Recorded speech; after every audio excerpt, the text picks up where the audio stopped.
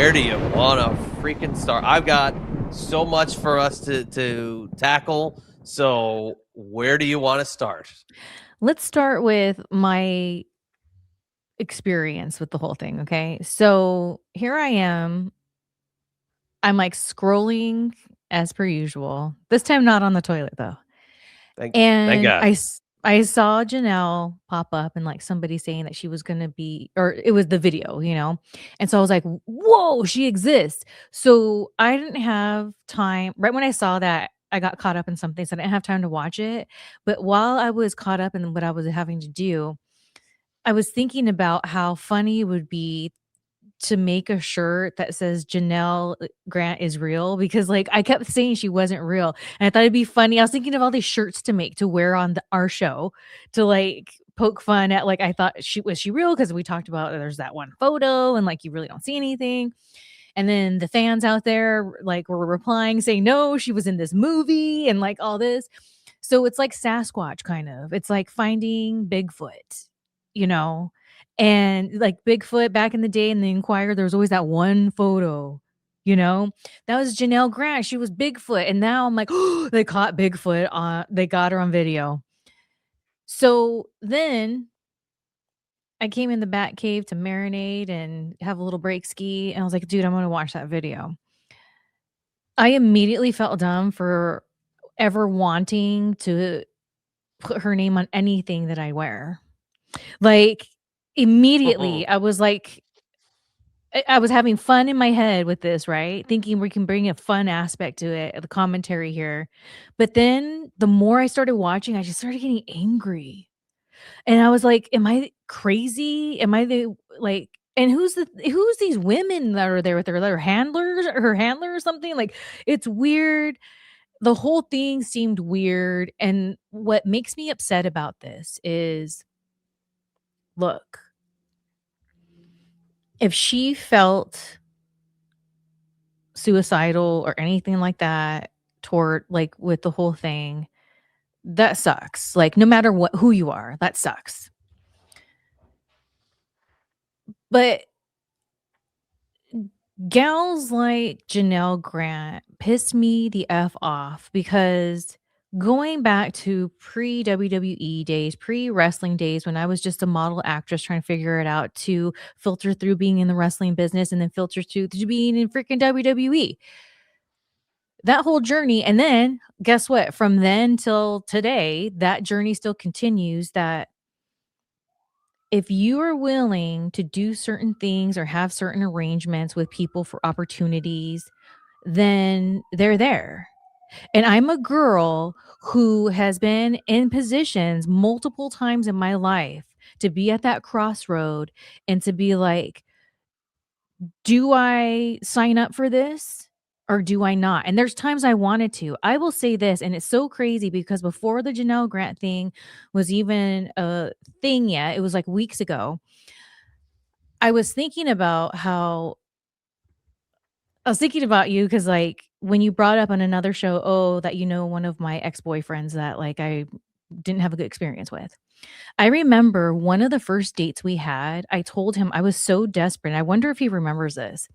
To like trying to make things happen. I was like, I'm thinking maybe I should just be one of these girls that goes to like Dubai or something. Like, yeah, it is what it is. What happens, happens. But like, then I don't have to worry about it. Like, you just suck it up, like, whatever. So I'm here to say that I have been a person that not just in the wrestling business, but entertainment and being a hot girl, a hot young girl back in the day, I was tempted to be in these weird situations for money and understanding that's the assignment because of all the other girls around me that are doing it. And not only that, girls that end up being high profile, going back to I was a Carmen Electra wannabe, like even her, like, she got her big push when she got with Prince. You got to align yourself with a top name and then let them mold you and then make them their creation, whatever. So that's why I have such an opinion on Janelle Grant because even though it sucks, she probably is effed up and always will be over the different things that she went through. you know the assignment. And there's times that I lost opportunities or couldn't go level up in my career because I didn't take a certain path. And I'm not saying that that's the wrong path. Everyone has their own story. Everyone has their own limits. Everyone has their own reasons. And that's why, like, when I was dating that guy and we were on that, like, that thing, I was expressing to him, like, I felt like I wasn't going to get signed, that, like, it's not going to happen for me. So I should just go to Dubai and be one of these girls. So, and I say that one specifically because there's vile things that girls I know that were going to Dubai had, like a Janelle Grant situation, having done to them. And that's what I'm saying. I thought maybe that's my best opportunity and chance here. Maybe that's it. Or like when I wanted to be a girl that gets let to live at the Playboy Mansion, I knew what you had to do. And I was like, well, it's better than what's going on now. I mean, at least like if I can get in there and like, get in with them, I can like, I don't have to worry about this or that. Like, I get it. I get Janelle Grant and where she's coming from. But I'm here to say it's a choice. And she chose to have this arrangement with McMahon. She chose to go through certain things to get what she wanted at the end of the day. And then where it really makes me mad is there's people out there that did not consent, men or women, I don't care who, they did not consent. They get taken advantage of against their will, and then their jobs or whatever it is now in jeopardy because they need to be quiet. Like, those stories exist, and a lot of those stories don't get out there because they have to comply, because you got all these Janelle Grants out there trying to act like this little do-gooder when you knew it, you weren't taken advantage of. It was very clear. You get X, Y, and Z, and this is what you have to do for it. If you want to continue to have this thing, I'm sure he upped the ante every time they like renegotiated. So, Oh yeah. and that's when she wanted more things for herself that are going to be more expensive, because now to her, that transaction, that currency, it needs to match. So, oh, if McMahon, you want me to do that now? Well, then guess what? You're getting me a BMW. That's where you see the currency rise on both ends. It's a deal, it's a transaction. And it makes me angry to no end that she is playing this part. And maybe she's a plant industry plant. I don't know. There's also that twist. But either way, this video made me so mad to where I was goofing around in my head about how we can make light of the situation a little bit here on our show and make it different than everyone else. And then immediately Janelle Grant took that away from me with her damn nonsense and what she has to say in that video. And I'm a woman, and Yeah. I'm a woman that has had shitty things happen to me. I don't like that girl. I don't like that girl. Okay. All right. In the filing, these are just some. I'm going to go back and forth here. In the filing, Janelle says, and this was text messages recovered.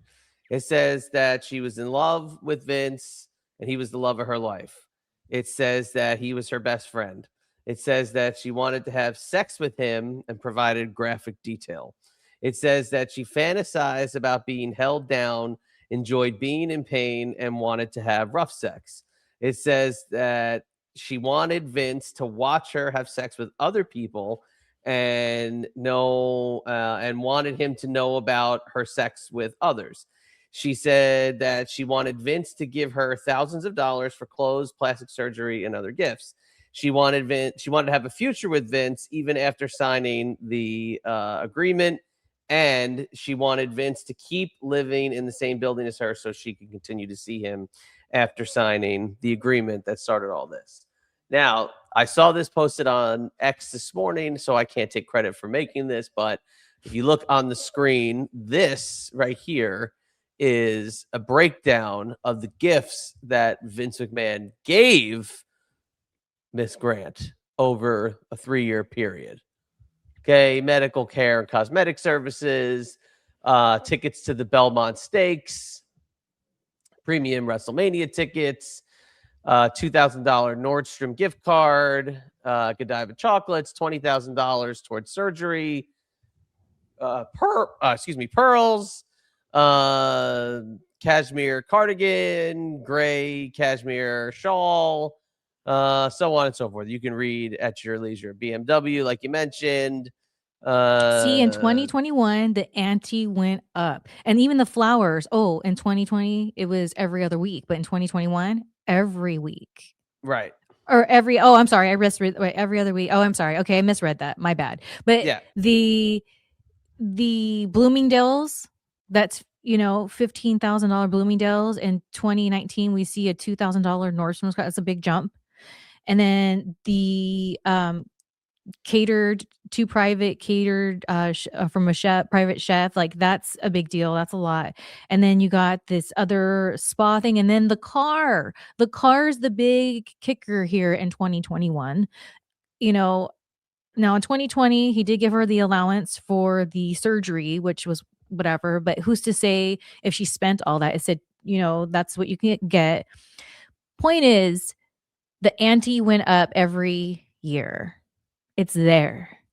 So it's not everything is out on the table. I'm guaranteeing you, Vince McMahon wasn't like, guess what, Janel Grant, I love you and I'm going to leave my wife and have no, dude, ever. I have a hard time believing Vince McMahon ever said that to a Janel Grant. That's not what he's doing.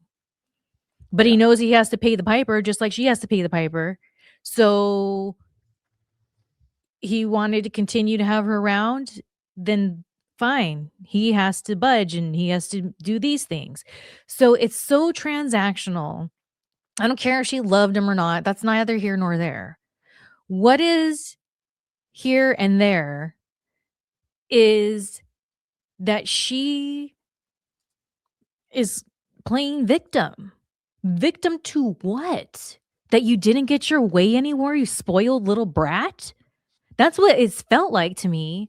And then, gag me with a effing spoon right now when she was like saying her little speech or whatever. I cannot stand when people she said something said whatever happened. She goes, so tickle me with a bunch of colors, da, da, da, da, da. Like the way she was articulating it, like it was like some kind of fantasy book, like some romance novel, like the verbiage. I was like, ew, what are you doing? If you were taken advantage of, if you were a victim of something very serious here, I guarantee you wouldn't be spitting out these little kind of, you think so witty ways of like transitioning your sentences. You sound like a little bitch sorry, I was going to say something. No, but I'm just going to say it. Were you going to call her a word that starts with C? No, this is what I'm going to say. Oh, okay. No one come for me. Oh, okay? Wait a second. Wait.